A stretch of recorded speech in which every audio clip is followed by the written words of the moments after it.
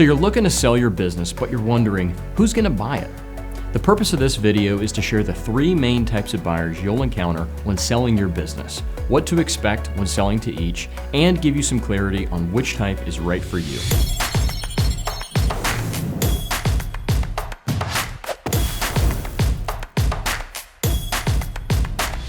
Hey everybody, it's Jonah Pallone. I'm an M&A advisor at Midstreet Mergers and Acquisitions, and we help successful business owners in the Southeast with revenues between 1 and 25 million sell their companies. So before diving into each of these types of buyers in detail, let's cover who they are. So number one is an individual. This is gonna be someone using his or her own money and likely an SBA standard 7A loan. Number two is gonna be a strategic buyer, which is a business that sees value in combining its operations with yours. Often these are competitors or suppliers. Number three is a private equity buyer.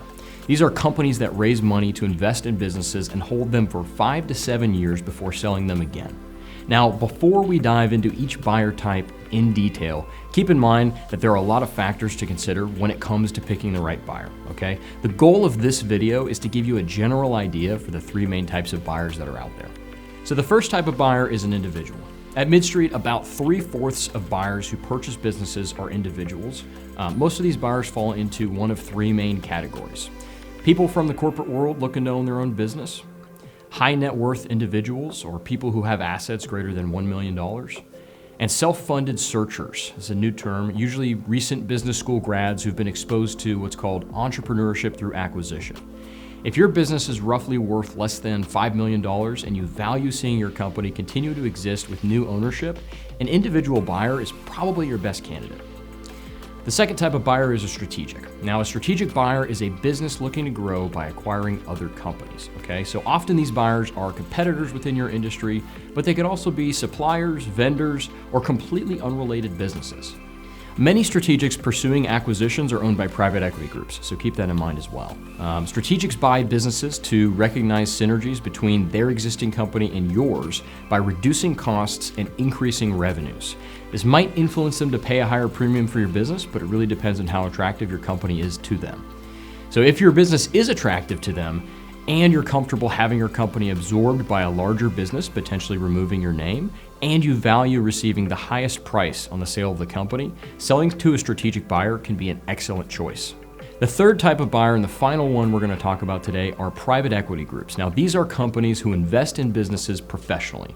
They raise funds from other investors to get money to purchase businesses and typically plan on selling them in 5 to 7 years with a great return. So these buyers typically focus on a few key industries and look for investments in a specific earnings range. Most private equity groups that we deal with will look for companies doing over $1 million in earnings.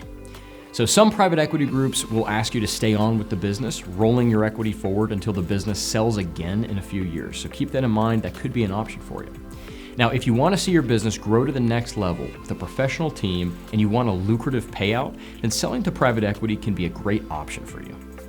So to wrap things up, today we covered three types of buyers. The first being an individual, and these are usually best if your business is worth less than $5 million and you value seeing your company pass on to an individual, not a larger company.